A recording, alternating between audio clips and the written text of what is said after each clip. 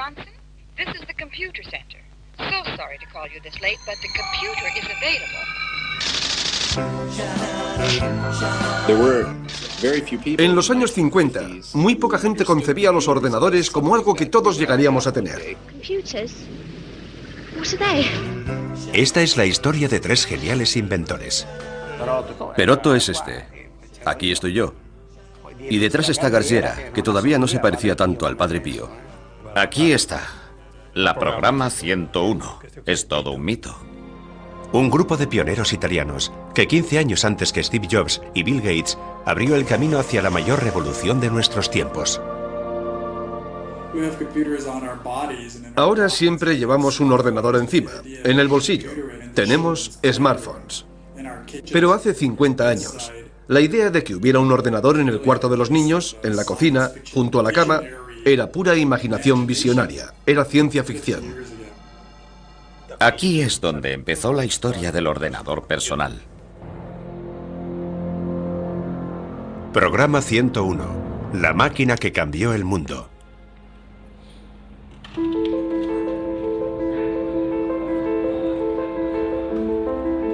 El ordenador personal es el instrumento que más ha cambiado nuestras vidas. Pero su invención fue fruto de un desafío, un sueño que parecía imposible de realizar. No se sabía si éramos los únicos que concebían e intentaban crear estas cosas. Por eso debíamos darnos prisa en fabricar este aparato que, a nuestro juicio, probablemente fuera toda una novedad. Y podía ser la primera.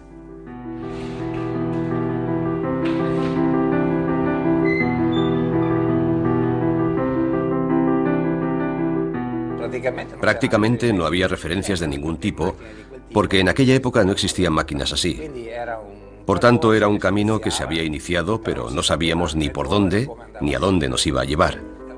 De todas formas, estábamos tan empeñados que mantuvimos una competición contrarreloj y lo logramos.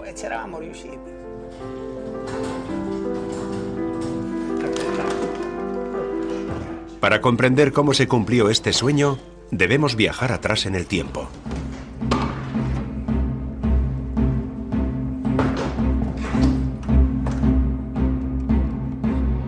Las primeras y mastodónticas computadoras fueron utilizadas en el mayor de los secretos durante la Segunda Guerra Mundial. La necesidad de realizar cálculos balísticos y descodificar mensajes encriptados a velocidades cada vez mayores obligaron a las potencias beligerantes a invertir en la producción de las primeras y rudimentarias máquinas de cálculo.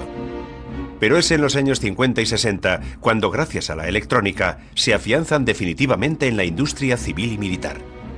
Las denominan grandes calculadoras, cerebros electrónicos, y no parece que su destino final sea el de convertirse en un instrumento habitual en nuestra mesa de trabajo.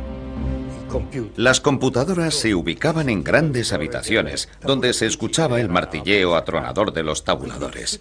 Por eso se pensaba en aquella época que los ordenadores no estaban al alcance de todos, ni lo iban a estar en mucho tiempo.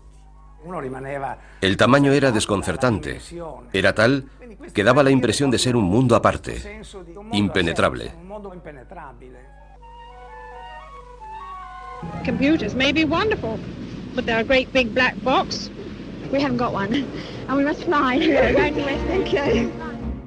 Al principio, los ordenadores eran computadoras de gran tamaño y estaban situadas en un contexto concreto, por lo que la interacción social era limitada.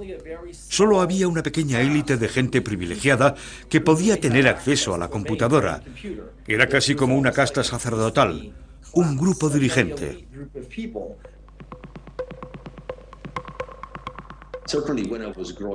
La verdad es que cuando yo era pequeño, el computador era algo prohibido, algo que no me atrevía a tocar y mucho menos a usar, porque era demasiado grande para mí.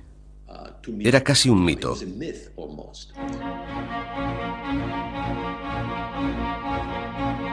El sector de los cerebros electrónicos sigue siendo muy restringido, reservado a unos pocos técnicos altamente cualificados y dominado por 8 multinacionales. La empresa dominante es la International Business Machines Corporation, conocida como IBM. En un momento en que la Guerra Fría y la carrera armamentística promueven la inversión en las nuevas tecnologías, IBM firma acuerdos con el ejército norteamericano y crea el Sage, un ordenador capaz de gestionar el arsenal de misiles de los Estados Unidos. El Sage pasará a la historia como el ordenador más grande y caro jamás creado. To protect the future of America, the defense techniques of tomorrow had to be discovered now. They were discovered in electronics. That is how Sage and bursting computers into military service.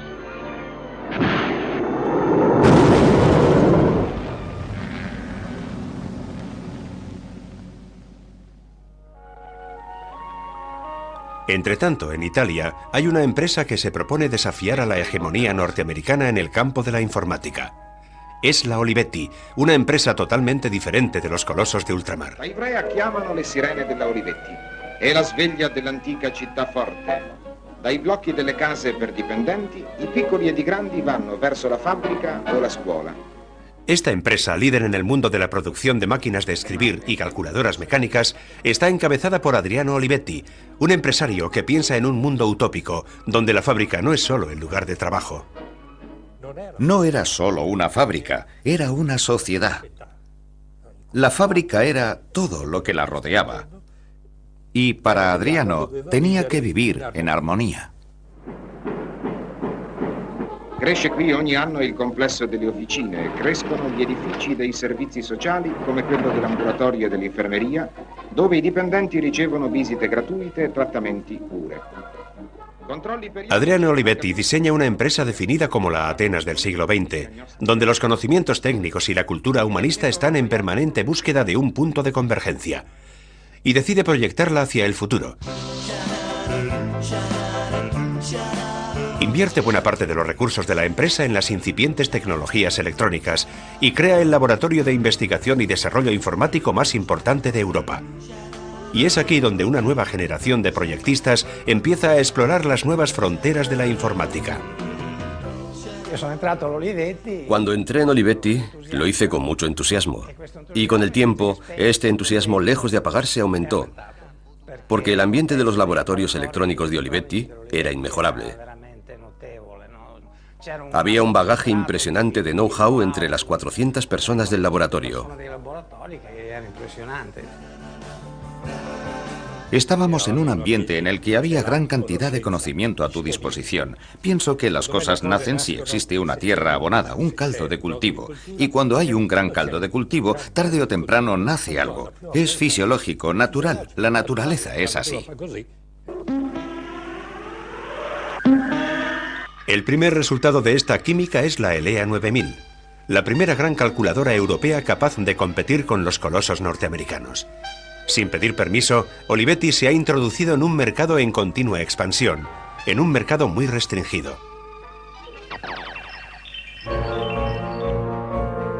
Al otro lado del océano, mientras IBM sigue su imparable escalada hacia el éxito, las demás empresas se reparten el mercado proyectando los primeros ordenadores que administran operaciones bancarias y pagos tributarios para el gobierno de los Estados Unidos. Los cerebros electrónicos controlan los armamentos, los impuestos y cada día nuevos sectores de la administración del Estado.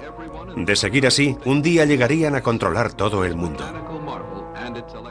Al principio de la era de las grandes calculadoras, los ordenadores eran utilizados principalmente por el ejército para lanzar misiles y para hacer la guerra, o por las grandes empresas e instituciones científicas. Los ámbitos de uso eran muy limitados, y es comprensible que a la gente le inspirara temor.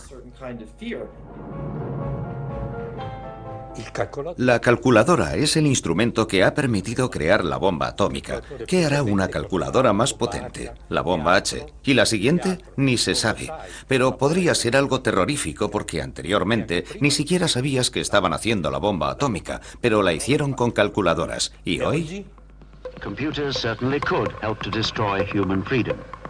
Computers can help man to build or to destroy. They can make war or peace. En aquellos tiempos, si sabías algo de ordenadores, sabías que estaba pasando algo misterioso. No era descabellado tener miedo de este tipo de cosas. Cualquier persona sensata habría sentido miedo. Dicono che le macchine domineranno l'uomo, che ne faranno uno schiavo, che il futuro sarà meno umano. Dicono che la nostra vita sarà decisa dalle macchine e da chi le userà. Excuse me, what do you think about computers? We're terrified of them. Control, control, control. Every day you read in the newspapers that computers are controlling something else. It's my belief that the government will link up all the computers and we'll all be controlled. And there'll be no freedom left. La opinión pública vive la pesadilla de un futuro dominado por los ordenadores, pero el que las fabrica prosigue impertérrito el desafío de la búsqueda de una calculadora cada vez más potente. Y cuando más enconada es esta competición, en 1960, la Olivetti sufre un duro golpe. Muere Adriano Olivetti, y con él la visión de una vía italiana hacia la informática. El único que hereda el espíritu pionero de Adriano es su hijo, Roberto Olivetti. Roberto encomienda la tarea de concebir un ordenador diferente de las grandes calculadoras, un ordenador jamás imaginado antes, a un reducido grupo dirigido por Pier Giorgio Perotto. Perotto es este. Aquí estoy yo. Y detrás está Garciera, que todavía no se parecía tanto al Padre Pío. Garciera tenía un aire bastante juvenil. Se ve que era un joven de aquella época.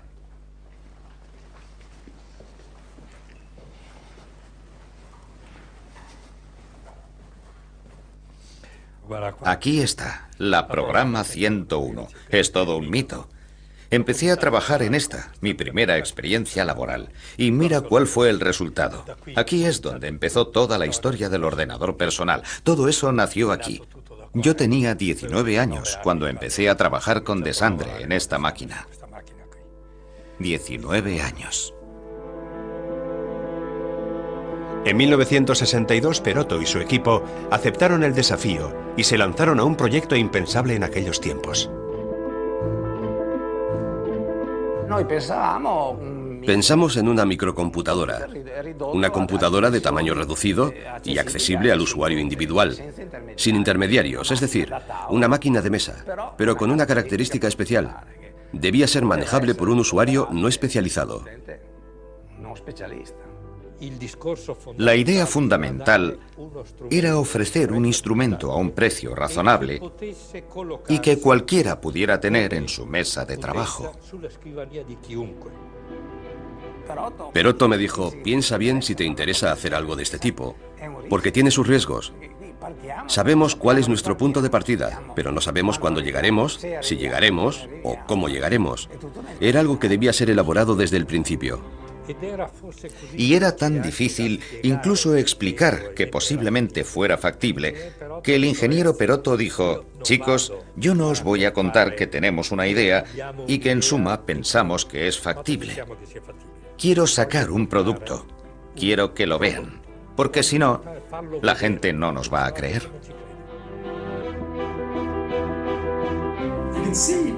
Imagínense que hasta los creadores de la programa 101 se las vieron y se las desearon para contar a la gente que el ordenador personal podía tener su utilidad.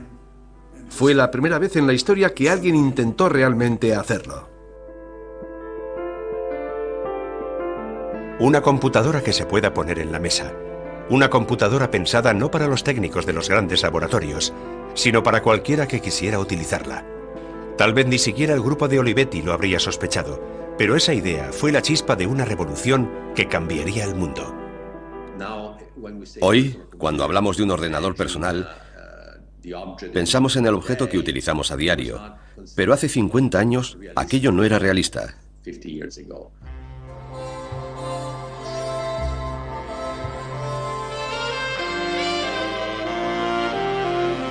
Here comes the sun. There go the raindrops. A diferencia de hoy, donde los diversos componentes tecnológicos se compran ya fabricados, a principios de los años 60, la informática era un mundo de pioneros, donde todo estaba aún por decidir y construir. Para llevar el ordenador a nuestra mesa, había que inventar una nueva fórmula, dotar a la tecnología de nuevas formas, mezclar elementos jamás pensados ni creados. Éramos como Miguel Ángel ante una piedra sin tallar. Estábamos frente al vacío porque no teníamos ninguna referencia, ni ningún producto lejanamente comparable a lo que acabaría siendo la programa 101. Entonces no había nada, o sea que empezamos de cero.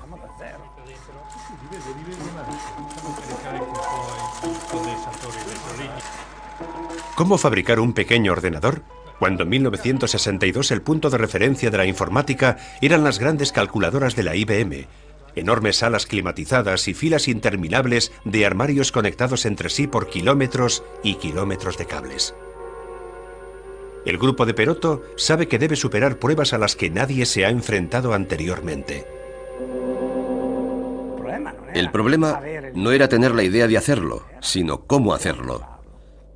Y la idea de hacerlo no se nos ocurría estando dentro de la ciudad prohibida de las grandes calculadoras, porque de allí no se baja, allí uno permanece siempre entre las nubes, contempla la estratosfera, cada vez más alto. En cambio, había que mirar más hacia abajo. La primera gran prueba, la más difícil, es lograr condensar toda la potencia de una gran calculadora en una caja tan pequeña como una máquina de escribir. Esta era la memoria disponible en aquella época. Compleja, costosa. Había que construirla pieza a pieza. Había que encajarla, etc. Costaba un ojo de la cara. A veces renqueaba. Y además era un mamotreto, muy engorrosa. No valía para lo que nosotros queríamos. Con ella no íbamos a ninguna parte. De manera que buscamos otra memoria. Y elegimos la línea magnetoestrictiva, constituida por un hilo de acero armónico, como la cuerda de un piano. Y en torno a esta línea construimos nuestra máquina.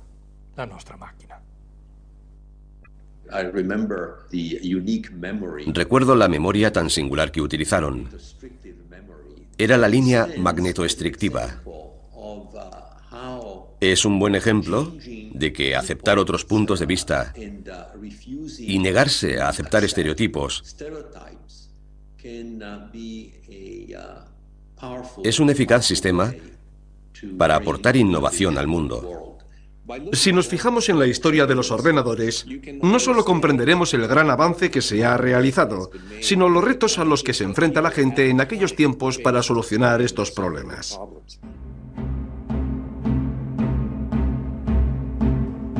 Gracias a una sencilla pero genial intuición, los tres proyectistas descubren que es posible reducir las dimensiones de una computadora. Una revolución copernicana para la informática de aquellos años. Pero por sí sola no es suficiente.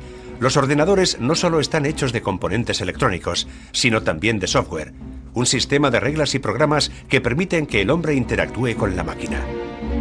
Y los únicos que conocen ese complejísimo lenguaje son unos pocos técnicos de bata blanca, hombres que deben seguir el compás de la máquina, hombres que son los brazos y las piernas al servicio del cerebro electrónico.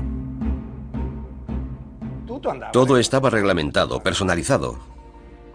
Para obtener un programa depurado que funcionara en una calculadora se necesitaban varios meses.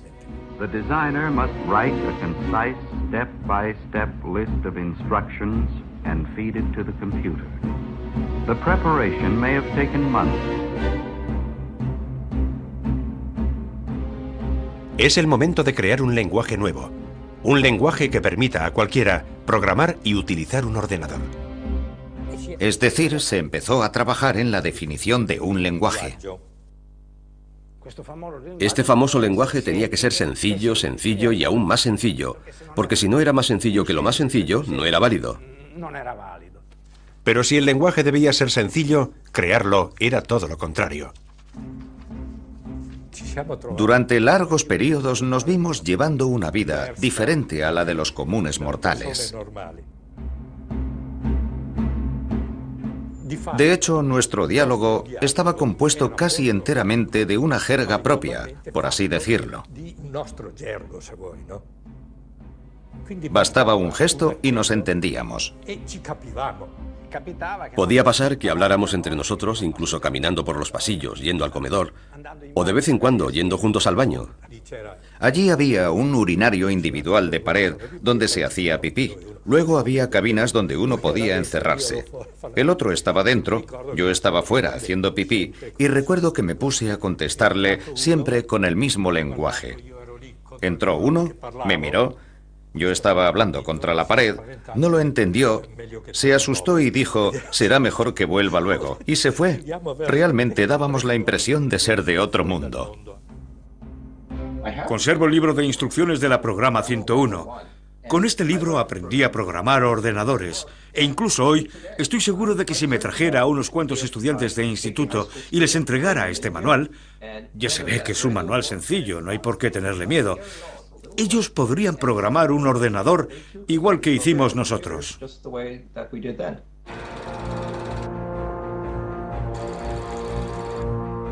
Al cabo de 2 años de duro trabajo, el equipo de Perotto ha desmontado una a una todas las rígidas normas de la informática de esa época y proyecta una computadora del tamaño de una máquina de escribir, con un lenguaje que permite que el mundo de la informática sea accesible a todos.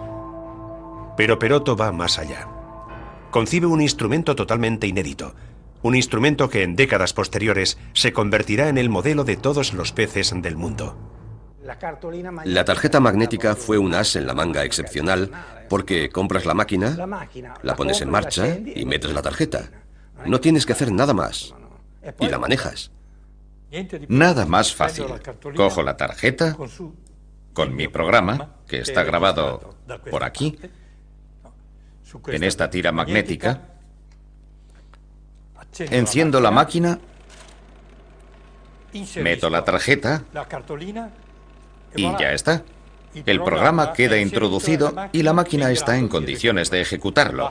Basta con dar una orden en el teclado y la máquina empieza a procesar según las instrucciones de este programa. Más fácil imposible. Very, very easy, como decían los norteamericanos.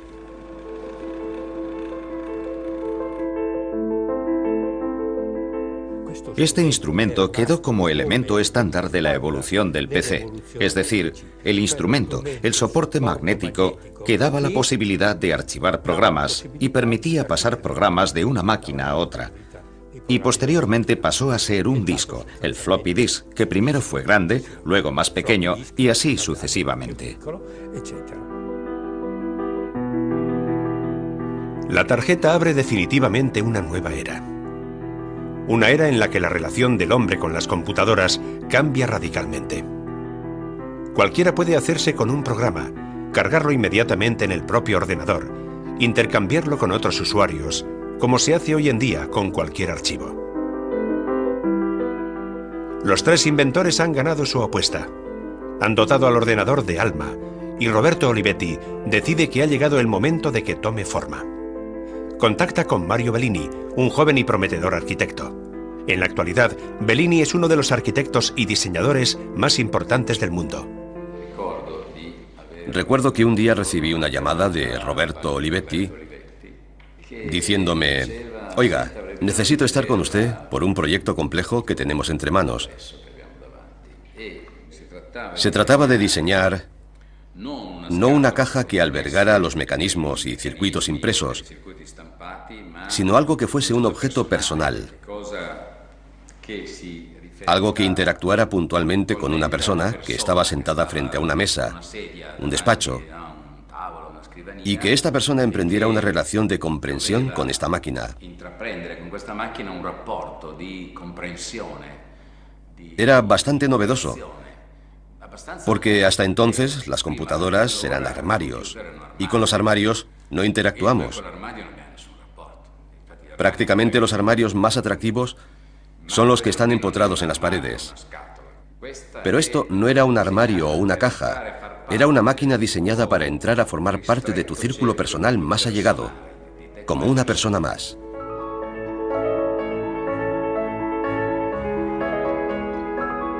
El sueño de una informática a medida del hombre había encontrado su forma definitiva.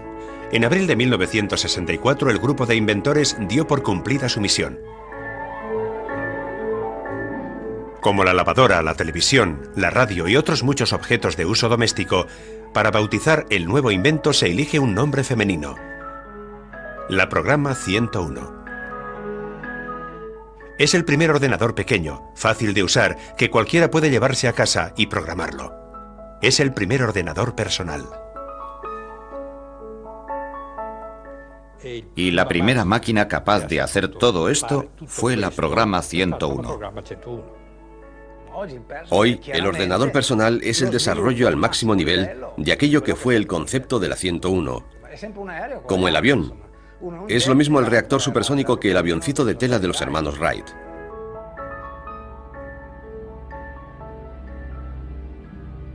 Pero cuando el sueño de los tres proyectistas estaba a punto de emprender el vuelo, en Olivetti sucedió algo inesperado. En la primavera del 64 se difundió el rumor de que la Olivetti no andaba bien, que tenía problemas económicos. Olivetti cae en una gran crisis financiera. Para apoyarla, se crea un grupo de intervención dirigido por los lobbies industriales más importantes de Italia, encabezados por Cuccia, de Mediobanca, y Valletta, de la Fiat. El propio Valletta decía que Olivetti había cometido un gran error: el de meterse en este sector de la electrónica para grandes computadoras, que era un sector vedado a las empresas europeas, porque estaba fuera de nuestro alcance. Entonces nosotros interveníamos, pero la condición era que la sección electrónica fuese vendida a una empresa norteamericana. Tanto Valletta como Cuccia como el gobierno italiano no sabían nada de electrónica ni de ordenadores. No les importaba nada. Fundamentalmente, el hecho de salir de este sector no creaba ninguna molestia. Es más, mejor que estos pesados de la Olivetti dejen esta historia y se dediquen a cosas más serias. Y es precisamente cuando las grandes calculadoras al otro lado del Atlántico prosiguen su imparable expansión y se abren nuevos mercados en el mundo, cuando el grupo de intervención para el rescate de la Olivetti decide desembarazarse de la división electrónica. De ello se beneficia la General Electric, el coloso norteamericano más importante de aparatos electrónicos. Empieza así una larga negociación para absorber la sección electrónica de la Olivetti, con todos sus proyectos. Evidentemente, este asunto nos afectaba de manera particular a nosotros, porque sabíamos, y sobre todo lo sabía Perotto, que en nuestro caso, si se cedía la división electrónica y todo nuestro grupo a la General Electric, la actividad habría desaparecido por completo.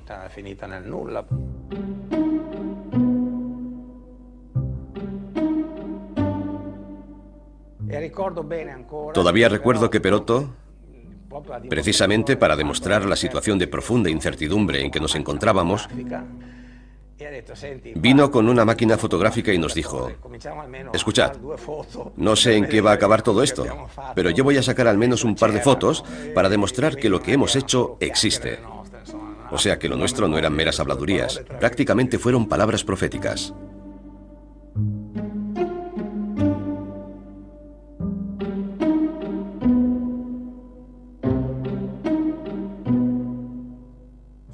Es un hecho que en el 64 el laboratorio de investigación electrónica fue vendido a la General Electric.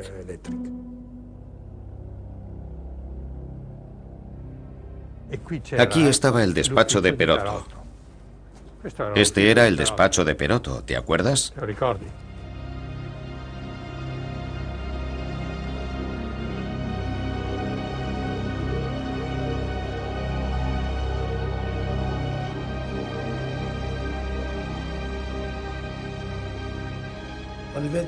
La Olivetti empezó a invertir en electrónica en el 54 y en el 64 lo tuvo que dejar. Fueron 10 años de inversiones, de visión e incluso de esfuerzo. Y no solo de esfuerzos financieros, sino también de recursos humanos. Todo aquello terminó. Fue una aventura que costó sangre, sudor y lágrimas.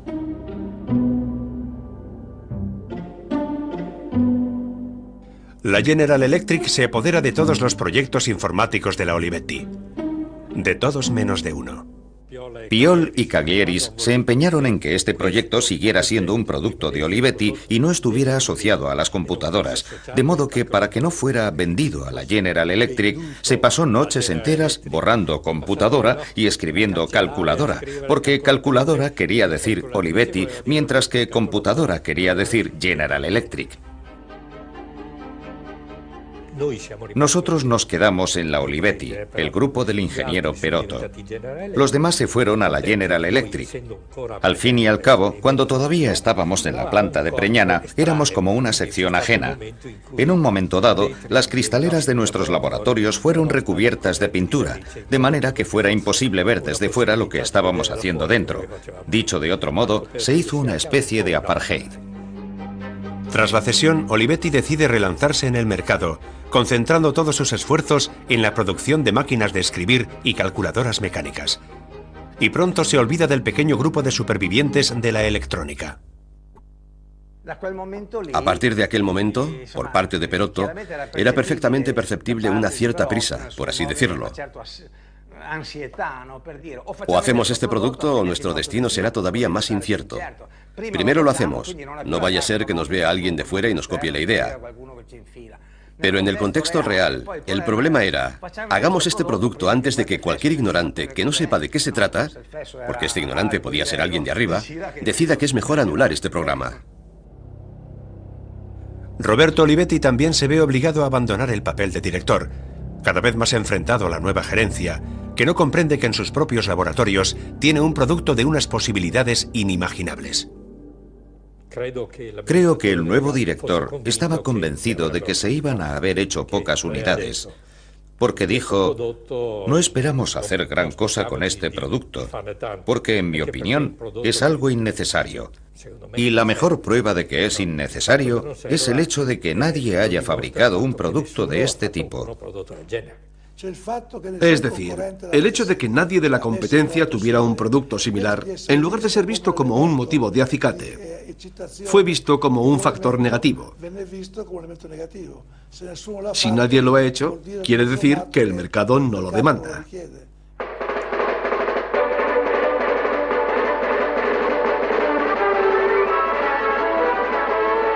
Mientras en Italia los nuevos gerentes de Olivetti no ven salidas comerciales para el primer ordenador personal, Norteamérica hierve con los preparativos de la feria más importante jamás organizada, que marcaría el imaginario colectivo durante mucho tiempo.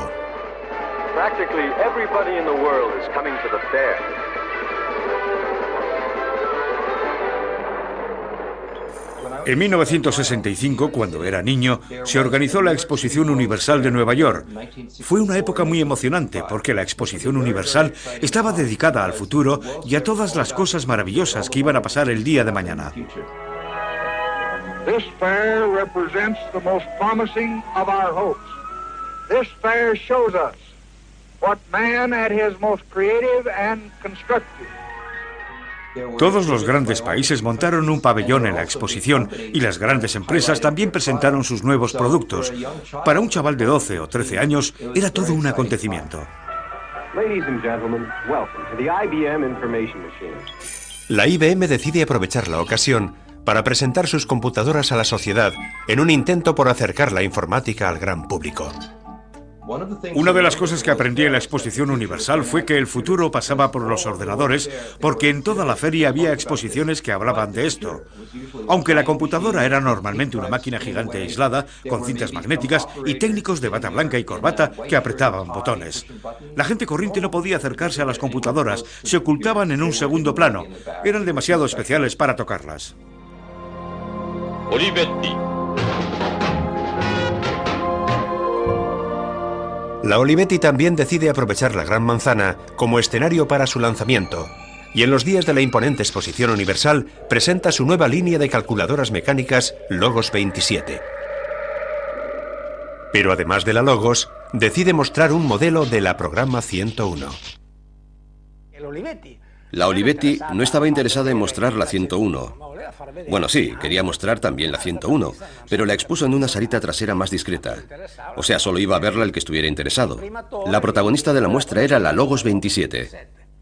Si hoy pudiera empezar de cero, ahora que pienso en lo que hace Apple, por ejemplo, habría volcado los recursos de la empresa en aquel producto. Yo estaba muy alejado de todo esto, en el sentido de que el producto no se consideraba como algo que cambiaría el mundo. La intención era clara: presentar aquella máquina como ejemplo de lo que podría hacer Olivetti si quisiera, como el coche ideal, o los prototipos que se exhiben en los salones del automóvil, que sin embargo están allí para poder decir: mira lo que hemos estudiado, lo que podremos hacer. Pero los coches reales son otra cosa. El 25 de octubre de 1965, pese a estar arrinconada, la 101 tiene la posibilidad de ser valorada no por los burócratas o empresarios, sino por la gente corriente para la que ha sido creada. Welcome to the world of tomorrow. Se organizó una presentación de la programa 101. Yo estuve allí. Y recuerdo que el presentador dijo: y ahora la máquina va a calcular la órbita de un satélite alrededor de la Tierra.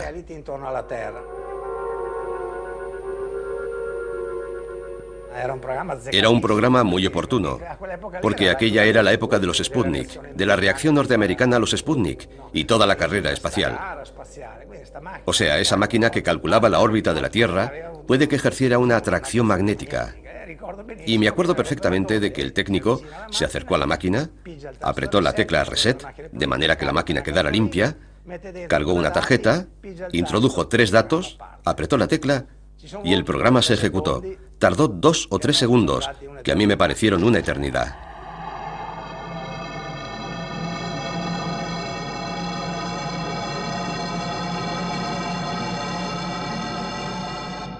Y al cabo de esos 3 segundos, la máquina empezó a disparar una serie de resultados que... En fin, antes de que terminara fue interrumpida por una ovación de aplausos interminable.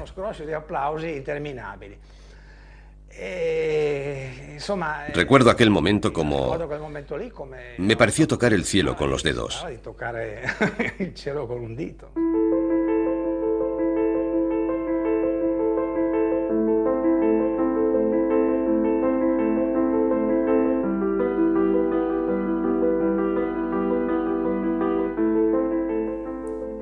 Los organizadores, que la habían relegado a una esquina, casi ocultado, que no querían dar demasiado protagonismo a su presencia, se vieron obligados, yo diría que por el clamor popular, a colocarla en una posición central para que quedara a la vista de todos.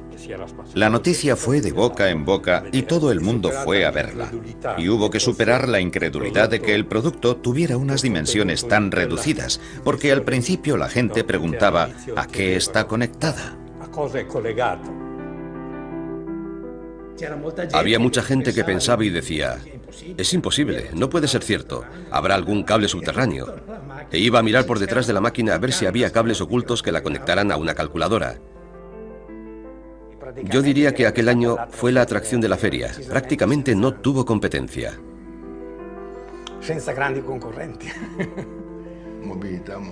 Movilizamos a toda Nueva York. Estuvo David Rockefeller, estuvo el alcalde de Nueva York, estuvieron los representantes de toda la prensa, no solo de Nueva York, sino norteamericana e internacional. Fue un acontecimiento que llegó más allá del alcance habitual de la presentación del modelo de cualquier máquina.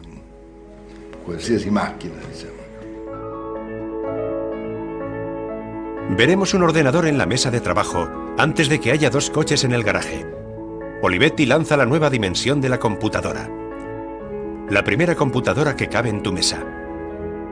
Los comentarios de la prensa norteamericana son elogiosos, y la Olivetti, a pesar de no seguir siendo dueña de una división electrónica, se ve obligada a producirla y a lanzarla al mercado mundial.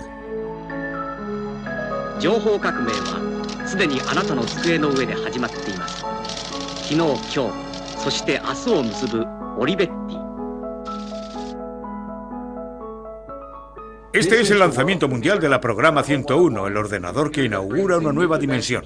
Ahora, por menos del alquiler mensual de una computadora de gran tamaño, hombres de negocios, científicos y técnicos pueden adquirir una Programa 101.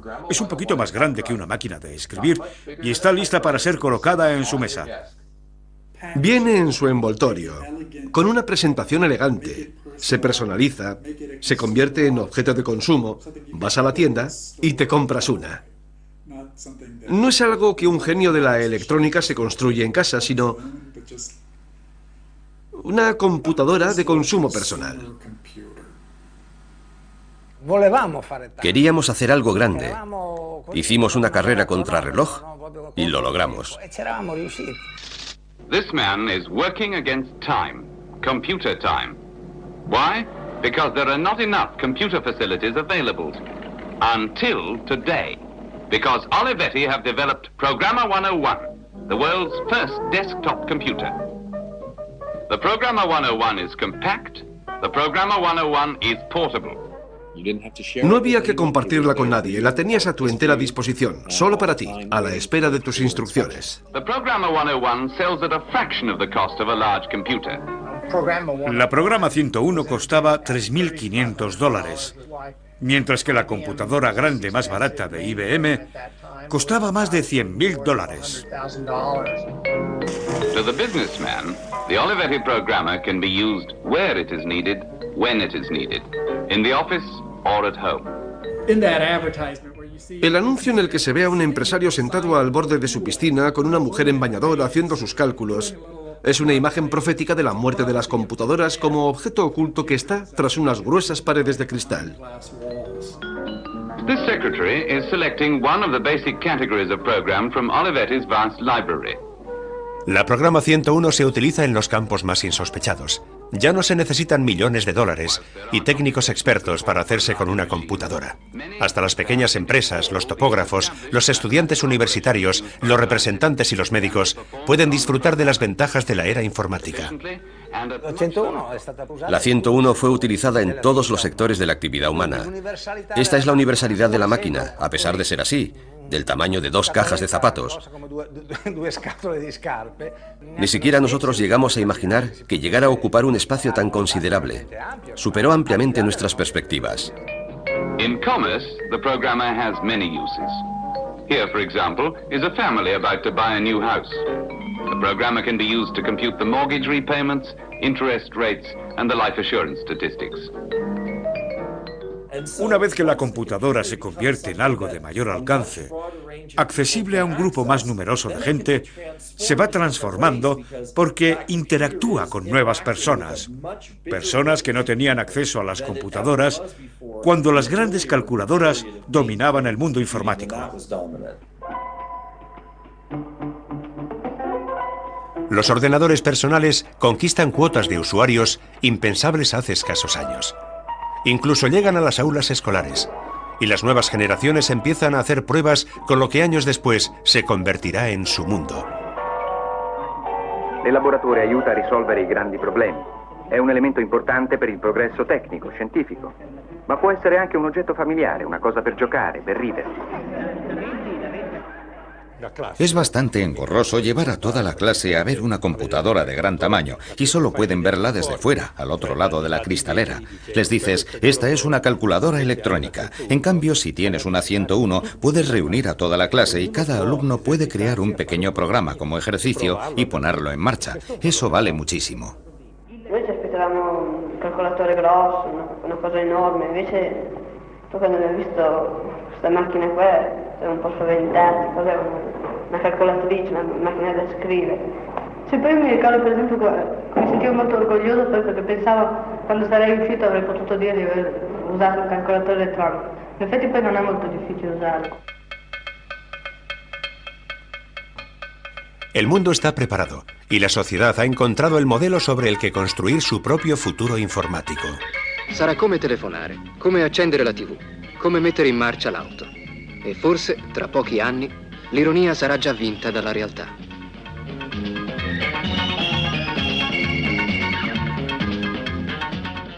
Si te pones dentro del contexto de aquellos años, empiezas a entender lo útil que fue la programa 101. Incluso en aquellos tiempos fue un gran salto hacia adelante.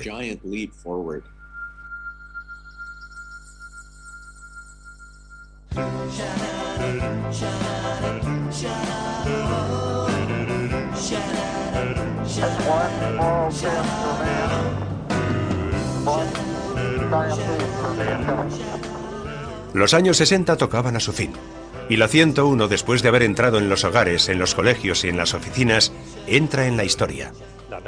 La NASA había adquirido más de una decena. Los técnicos que preparaban el proyecto Luna tenían la 101. La NASA la emplea para calcular las maniobras de alunizaje, la NBC para pronosticar los resultados de las elecciones presidenciales y el ejército norteamericano para planificar las operaciones en Vietnam. La programa 101 tuvo un éxito rotundo en los Estados Unidos. Se vendieron más de 40.000 unidades. Esta es la prueba de que la programa 101 ofrecía a los usuarios lo que realmente necesitaban. Y mientras la 101 alcanza la cima del éxito, un coloso de la informática mundial anuncia la presentación de un nuevo modelo. El primer gran pedido de la 101 llegó de la Hewlett Packard, que compró un centenar. Pasado un cierto tiempo, la HP anunció un nuevo producto. Un producto que básicamente reflejaba las características de la 101, solo que con capacidad ampliada. Abrimos un mercado que entonces no existía y despertamos a toda la competencia. Y nosotros, cuando vimos la Hewlett Packard, nos dijimos, cielos, estos nos la han... Ya no somos los amos indiscutibles del mercado. La programa 101 ejercía una gran influencia en muchos ordenadores, y el ejemplo más notable es la Hewlett Packard 9100, que es muy parecida. Es una máquina de despacho. Graba los programas con una tarjeta magnética. El jefe del laboratorio de la Hewlett Packard me dijo que su HP 9100 en realidad se inspiraba en la programa 101. Al parecer, la Hewlett Packard tuvo que pagar derechos a la Olivetti por la idea. En 1968, la Hewlett Packard llega a un acuerdo con Olivetti y paga $900.000 a la empresa italiana para poder utilizar la patente de la programa 101. Esa misma patente que pocos años antes, Perotto y Desandre habían cedido a Olivetti por la simbólica cifra de $1. Como alguien ha dicho, ese dólar, al cabo de 5 años, reportó a la Olivetti $500.000.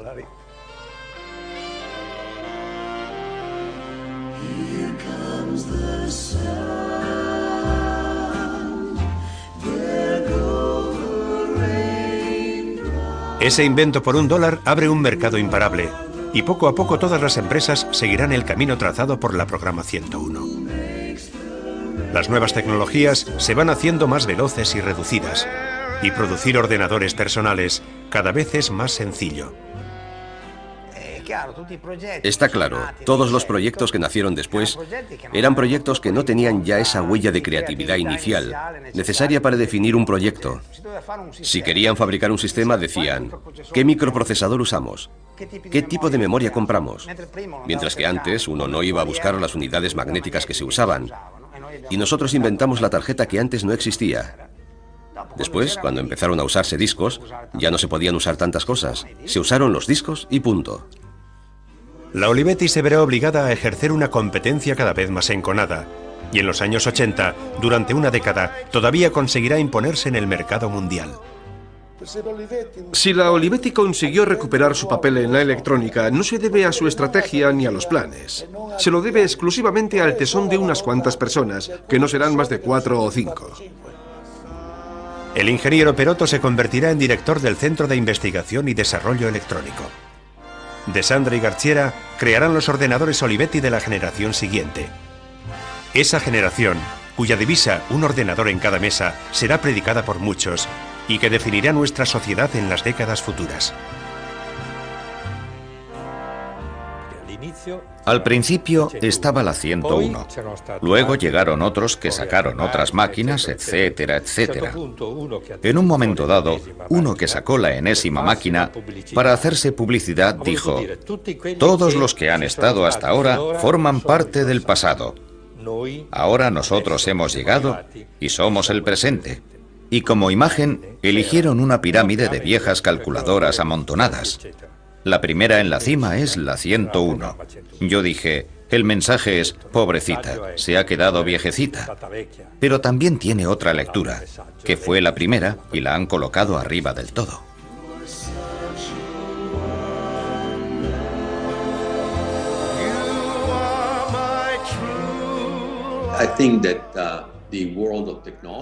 Creo que el mundo de la tecnología debería estar agradecido a la Olivetti por la programa 101.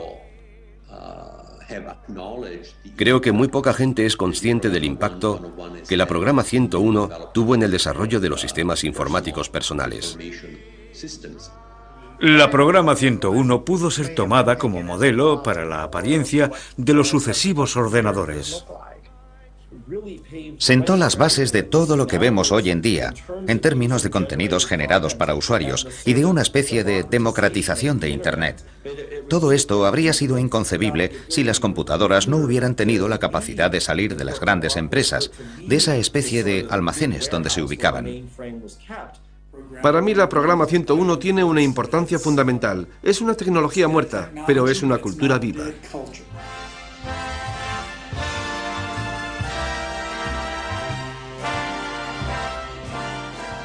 No dejo de repetirme a mí mismo.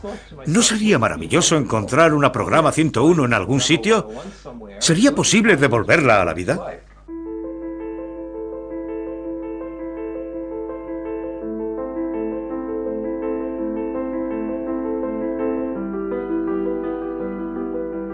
De las 44.000 unidades producidas, hoy tan solo quedan 8 en funcionamiento.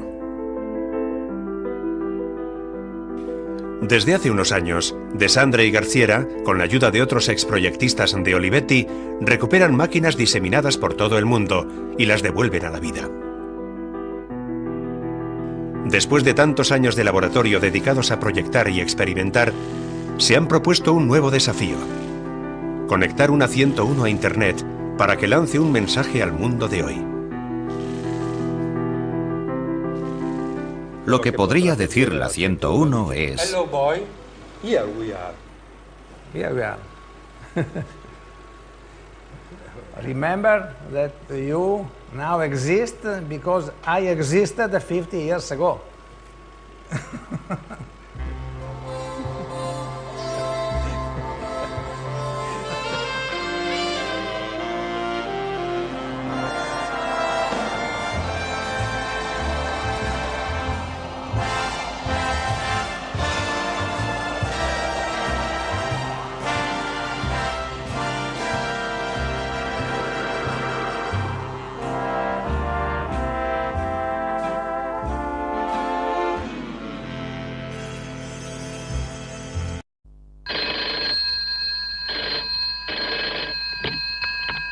Johnson, this is the computer center. So sorry to call you this late, but the computer is available. En los años 50, muy poca gente concebía los ordenadores como algo que todos llegaríamos a tener. Esta es la historia de 3 geniales inventores. Perotto es este. Aquí estoy yo. Y detrás está Garciera, que todavía no se parecía tanto al Padre Pío. Aquí está. La programa 101. Es todo un mito. Un grupo de pioneros italianos que 15 años antes que Steve Jobs y Bill Gates abrió el camino hacia la mayor revolución de nuestros tiempos. Ahora siempre llevamos un ordenador encima, en el bolsillo. Tenemos smartphones. Pero hace 50 años, la idea de que hubiera un ordenador en el cuarto de los niños, en la cocina, junto a la cama, era pura imaginación visionaria, era ciencia ficción. Aquí es donde empezó la historia del ordenador personal. Programa 101, la máquina que cambió el mundo.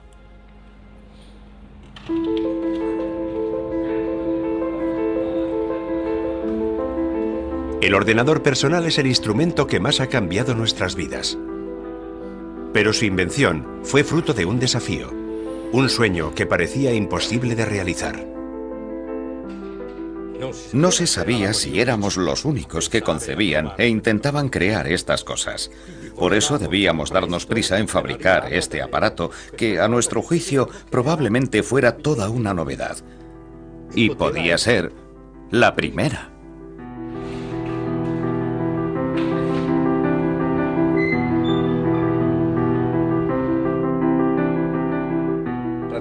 Prácticamente no había referencias de ningún tipo, porque en aquella época no existían máquinas así. Por tanto, era un camino que se había iniciado, pero no sabíamos ni por dónde, ni a dónde nos iba a llevar. De todas formas, estábamos tan empeñados que mantuvimos una competición contrarreloj y lo logramos.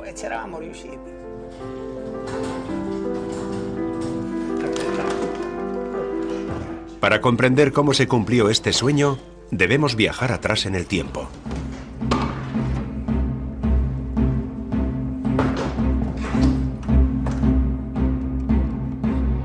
Las primeras y mastodónticas computadoras fueron utilizadas en el mayor de los secretos durante la Segunda Guerra Mundial. La necesidad de realizar cálculos balísticos y descodificar mensajes encriptados a velocidades cada vez mayores obligaron a las potencias beligerantes a invertir en la producción de las primeras y rudimentarias máquinas de cálculo. Pero es en los años 50 y 60 cuando, gracias a la electrónica, se afianzan definitivamente en la industria civil y militar. Las denominan grandes calculadoras, cerebros electrónicos, y no parece que su destino final sea el de convertirse en un instrumento habitual en nuestra mesa de trabajo. Las computadoras se ubicaban en grandes habitaciones, donde se escuchaba el martilleo atronador de los tabuladores. Por eso se pensaba en aquella época que los ordenadores no estaban al alcance de todos, ni lo iban a estar en mucho tiempo. El tamaño era desconcertante. Era tal que daba la impresión de ser un mundo aparte, impenetrable. Computers may be wonderful, but they're a great big black box. We haven't got one, and we must fly. Al principio, los ordenadores eran computadoras de gran tamaño y estaban situadas en un contexto concreto, por lo que la interacción social era limitada. Solo había una pequeña élite de gente privilegiada que podía tener acceso a la computadora. Era casi como una casta sacerdotal, un grupo dirigente.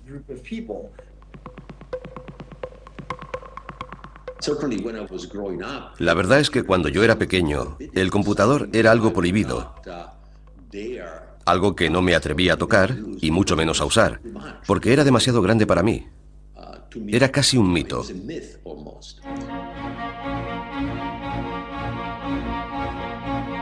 El sector de los cerebros electrónicos sigue siendo muy restringido, reservado a unos pocos técnicos altamente cualificados y dominado por 8 multinacionales. La empresa dominante es la International Business Machines Corporation, conocida como IBM. En un momento en que la Guerra Fría y la carrera armamentística promueven la inversión en las nuevas tecnologías, IBM firma acuerdos con el ejército norteamericano y crea el Sage, un ordenador capaz de gestionar el arsenal de misiles de los Estados Unidos.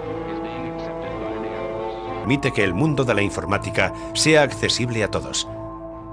Pero Perotto va más allá. Concibe un instrumento totalmente inédito, un instrumento que en décadas posteriores se convertirá en el modelo de todos los peces del mundo. La tarjeta magnética fue un as en la manga excepcional porque compras la máquina, la pones en marcha y metes la tarjeta. No tienes que hacer nada más. Y la manejas. Nada más fácil. Cojo la tarjeta con mi programa, que está grabado por aquí, en esta tira magnética,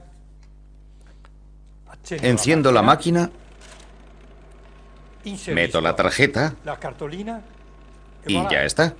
El programa queda introducido y la máquina está en condiciones de ejecutarlo. Basta con dar una orden en el teclado y la máquina empieza a procesar según las instrucciones de este programa. Más fácil imposible. Very, very easy, como decían los norteamericanos.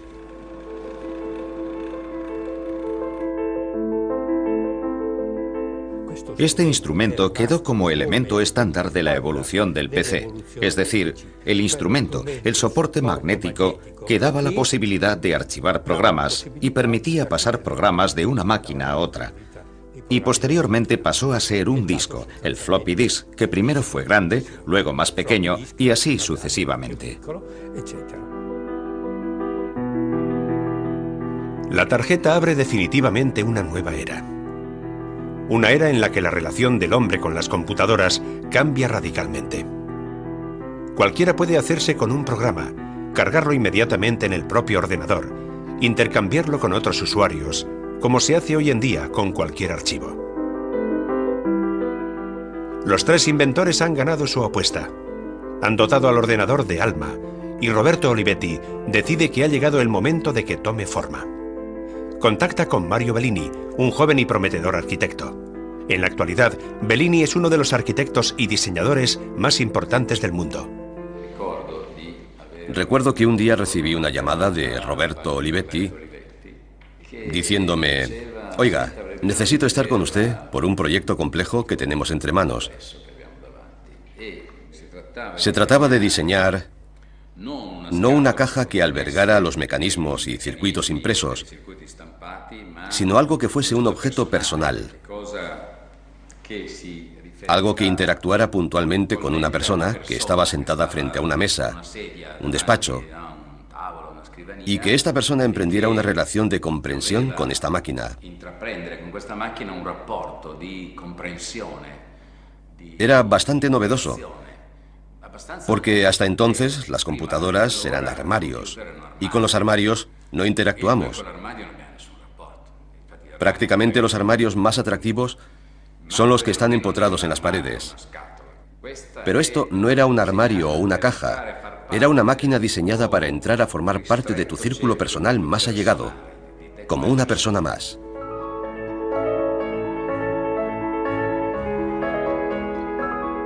El sueño de una informática a medida del hombre había encontrado su forma definitiva. En abril de 1964, el grupo de inventores dio por cumplida su misión. Como la lavadora, la televisión, la radio y otros muchos objetos de uso doméstico, para bautizar el nuevo invento se elige un nombre femenino: la Programa 101. Es el primer ordenador pequeño, fácil de usar, que cualquiera puede llevarse a casa y programarlo. Es el primer ordenador personal. Y la primera máquina capaz de hacer todo esto fue la Programa 101. Hoy, el ordenador personal es el desarrollo al máximo nivel de aquello que fue el concepto de la 101, como el avión. Es lo mismo el reactor supersónico que el avioncito de tela de los hermanos Wright.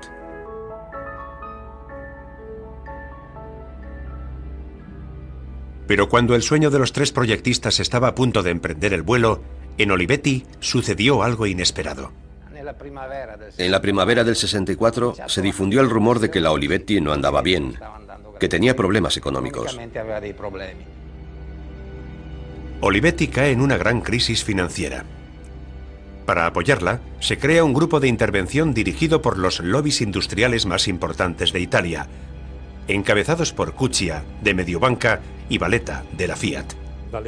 El propio Valletta decía que Olivetti había cometido un gran error: el de meterse en este sector de la electrónica para grandes computadoras, que era un sector vedado a las empresas europeas. La opinión pública vive la pesadilla de un futuro dominado por los ordenadores, pero el que las fabrica prosigue impertérrito el desafío de la búsqueda de una calculadora cada vez más potente. Y cuando más enconada es esta competición, en 1960, la Olivetti sufre un duro golpe. Muere Adriano Olivetti, y con él la visión de una vía italiana hacia la informática. El único que hereda el espíritu pionero de Adriano es su hijo, Roberto Olivetti. Roberto encomienda la tarea de concebir un ordenador diferente de las grandes calculadoras, un ordenador jamás imaginado antes, a un reducido grupo dirigido por Pier Giorgio Perotto. Perotto es este. Aquí estoy yo. Y detrás está Garziera, que todavía no se parecía tanto al Padre Pío. Garciera tenía un aire bastante juvenil. Se ve que era un joven de aquella época.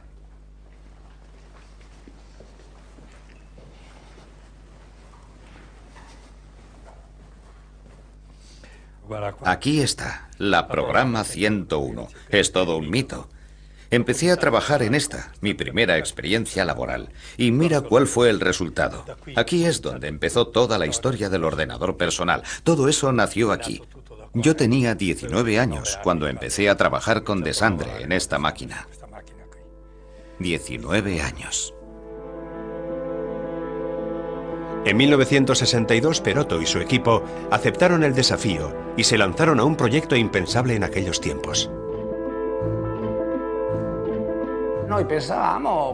Pensamos en una microcomputadora, una computadora de tamaño reducido y accesible al usuario individual, sin intermediarios, es decir, una máquina de mesa, pero con una característica especial. Debía ser manejable por un usuario no especializado. La idea fundamental era ofrecer un instrumento a un precio razonable y que cualquiera pudiera tener en su mesa de trabajo. Perotto me dijo, piensa bien si te interesa hacer algo de este tipo, porque tiene sus riesgos. Sabemos cuál es nuestro punto de partida, pero no sabemos cuándo llegaremos, si llegaremos o cómo llegaremos. Era algo que debía ser elaborado desde el principio. Y era tan difícil incluso explicar que posiblemente fuera factible, que el ingeniero Perotto dijo, chicos, yo no os voy a contar que tenemos una idea y que en suma pensamos que es factible. Quiero sacar un producto, quiero que lo vean, porque si no, la gente no nos va a creer.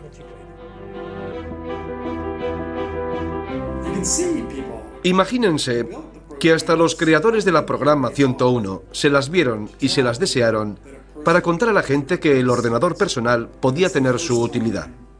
Fue la primera vez en la historia que alguien intentó realmente hacerlo. Una computadora que se pueda poner en la mesa. Una computadora pensada no para los técnicos de los grandes laboratorios, sino para cualquiera que quisiera utilizarla. Tal vez ni siquiera el grupo de Olivetti lo habría sospechado, pero esa idea fue la chispa de una revolución que cambiaría el mundo. Hoy, cuando hablamos de un ordenador personal, pensamos en el objeto que utilizamos a diario, pero hace 50 años aquello no era realista.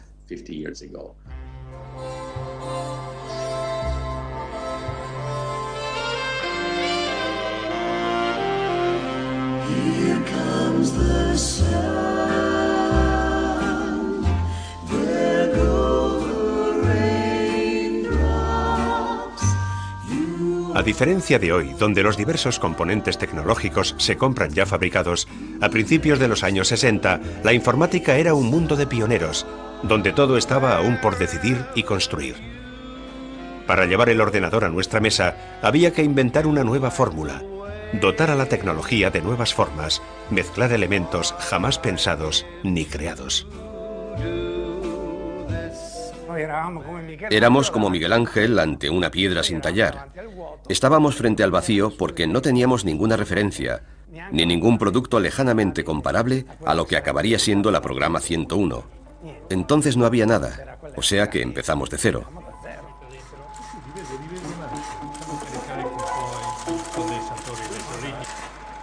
¿Cómo fabricar un pequeño ordenador?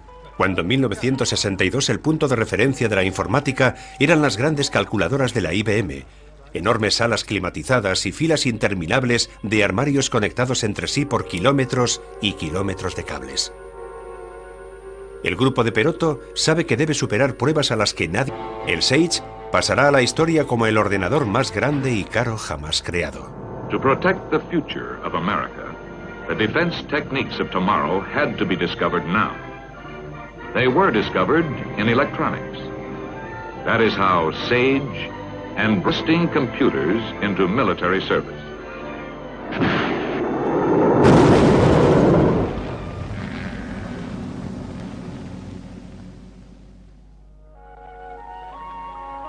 Entretanto, en Italia, hay una empresa que se propone desafiar a la hegemonía norteamericana en el campo de la informática. Es la Olivetti, una empresa totalmente diferente de los colosos de ultramar. La Ivrea chiamano le sirene della Olivetti. È la sveglia dell'antica città forte. Dai blocchi delle case per dipendenti, i piccoli ed i grandi vanno verso la fabbrica o la scuola. Esta empresa, líder en el mundo de la producción de máquinas de escribir y calculadoras mecánicas, está encabezada por Adriano Olivetti, un empresario que piensa en un mundo utópico, donde la fábrica no es solo el lugar de trabajo. No era solo una fábrica, era una sociedad. La fábrica era todo lo que la rodeaba. Y para Adriano tenía que vivir en armonía. Cresce qui ogni anno il complesso delle officine, crescono gli edifici dei servizi sociali come quello dell'ambulatorio e dell'infermeria, dove i dipendenti ricevono visite gratuite e trattamenti cure. Adriano Olivetti diseña una empresa definida como la Atenas del siglo XX, donde los conocimientos técnicos y la cultura humanista están en permanente búsqueda de un punto de convergencia, y decide proyectarla hacia el futuro. Invierte buena parte de los recursos de la empresa en las incipientes tecnologías electrónicas y crea el laboratorio de investigación y desarrollo informático más importante de Europa. Y es aquí donde una nueva generación de proyectistas empieza a explorar las nuevas fronteras de la informática. Cuando entré en Olivetti, lo hice con mucho entusiasmo. Y con el tiempo, este entusiasmo, lejos de apagarse, aumentó. Porque el ambiente de los laboratorios electrónicos de Olivetti era inmejorable. Había un bagaje impresionante de know-how entre las 400 personas del laboratorio. Estábamos en un ambiente en el que había gran cantidad de conocimiento a tu disposición. Pienso que las cosas nacen si existe una tierra abonada, un caldo de cultivo. Y cuando hay un gran caldo de cultivo, tarde o temprano nace algo. Es fisiológico, natural. La naturaleza es así. El primer resultado de esta química es la ELEA 9000, la primera gran calculadora europea capaz de competir con los colosos norteamericanos. Sin pedir permiso, Olivetti se ha introducido en un mercado en continua expansión, en un mercado muy restringido.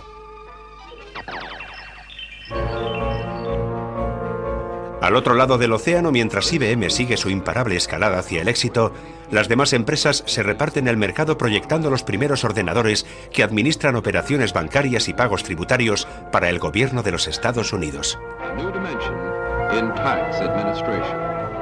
Los cerebros electrónicos controlan los armamentos, los impuestos y cada día nuevos sectores de la administración del Estado. De seguir así, un día llegarían a controlar todo el mundo. Al principio de la era de las grandes calculadoras, los ordenadores eran utilizados principalmente por el ejército para lanzar misiles y para hacer la guerra, o por las grandes empresas e instituciones científicas. Los ámbitos de uso eran muy limitados, y es comprensible que a la gente le inspirara temor. La calculadora es el instrumento que ha permitido crear la bomba atómica. ¿Qué hará una calculadora más potente? La bomba H. ¿Y la siguiente? Ni se sabe. Pero podría ser algo terrorífico porque anteriormente ni siquiera sabías que estaban haciendo la bomba atómica, pero la hicieron con calculadoras. ¿Y hoy? Computers certainly could help to destroy human freedom. Computers can help man to build or to destroy. They can make war or peace. En aquellos tiempos, si sabías algo de ordenadores, sabías que estaba pasando algo misterioso. No era descabellado tener miedo de este tipo de cosas. Cualquier persona sensata habría sentido miedo. Dicono che le macchine domineranno l'uomo, che ne faranno uno schiavo, che il futuro sarà meno umano. Dicono che la nostra vita sarà decisa dalle macchine e da chi le userà. Excuse me, what do you think about computers? We're terrified of them. Control, control, control. Every day you read in the newspapers that computers are controlling something else. It's my belief that the government will link up all the computers and we'll all be controlled. And there'll be no freedom left. Y se ha enfrentado anteriormente. El problema no era tener la idea de hacerlo, sino cómo hacerlo. Y la idea de hacerlo no se nos ocurría estando dentro de la ciudad prohibida de las grandes calculadoras, porque de allí no se baja. Allí uno permanece siempre entre las nubes, contempla la estratosfera, cada vez más alto. En cambio, había que mirar más hacia abajo. La primera gran prueba, la más difícil, es lograr condensar toda la potencia de una gran calculadora en una caja tan pequeña como una máquina de escribir. Esta era la memoria disponible en aquella época. Compleja, costosa. Había que construirla pieza a pieza. Había que encajarla, etc. Costaba un ojo de la cara. A veces renqueaba, y además era un mamotreto, muy engorrosa. No valía para lo que nosotros queríamos. Con ella no íbamos a ninguna parte, de manera que buscamos otra memoria. Y elegimos la línea magnetoestrictiva, constituida por un hilo de acero armónico, como la cuerda de un piano. Y en torno a esta línea construimos nuestra máquina.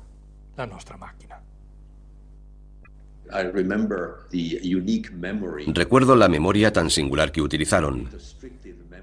Era la línea magnetoestrictiva. Es un buen ejemplo de que aceptar otros puntos de vista y negarse a aceptar estereotipos es un eficaz sistema para aportar innovación al mundo. Si nos fijamos en la historia de los ordenadores, no solo comprenderemos el gran avance que se ha realizado, sino los retos a los que se enfrenta la gente en aquellos tiempos para solucionar estos problemas.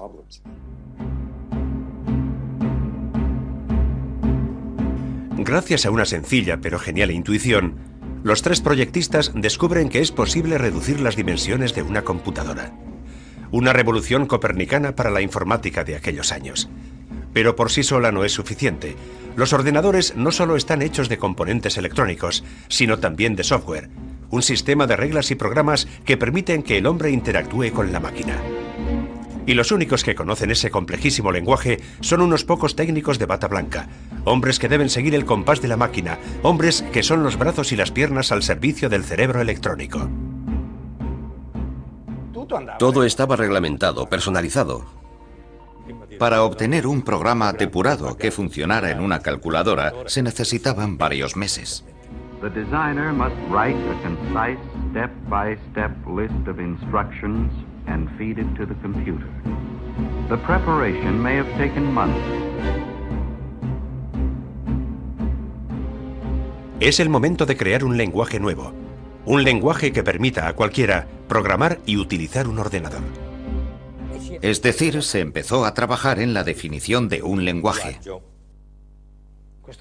Este famoso lenguaje tenía que ser sencillo, sencillo y aún más sencillo, porque si no era más sencillo que lo más sencillo, no era válido.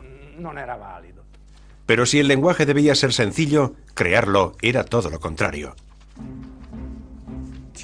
Durante largos periodos nos vimos llevando una vida diferente a la de los comunes mortales. De hecho, nuestro diálogo estaba compuesto casi enteramente de una jerga propia, por así decirlo.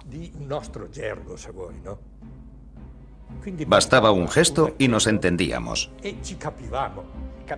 Podía pasar que habláramos entre nosotros, incluso caminando por los pasillos, yendo al comedor, o de vez en cuando yendo juntos al baño. Allí había un urinario individual de pared donde se hacía pipí. Luego había cabinas donde uno podía encerrarse. El otro estaba dentro, yo estaba fuera haciendo pipí, y recuerdo que me puse a contestarle siempre con el mismo lenguaje. Entró uno, me miró, yo estaba hablando contra la pared, no lo entendió, se asustó y dijo, será mejor que vuelva luego, y se fue. Realmente dábamos la impresión de ser de otro mundo. Conservo el libro de instrucciones de la programa 101. Con este libro aprendí a programar ordenadores, e incluso hoy estoy seguro de que si me trajera a unos cuantos estudiantes de instituto y les entregara este manual, ya se ve que es un manual sencillo, no hay por qué tenerle miedo. Ellos podrían programar un ordenador igual que hicimos nosotros.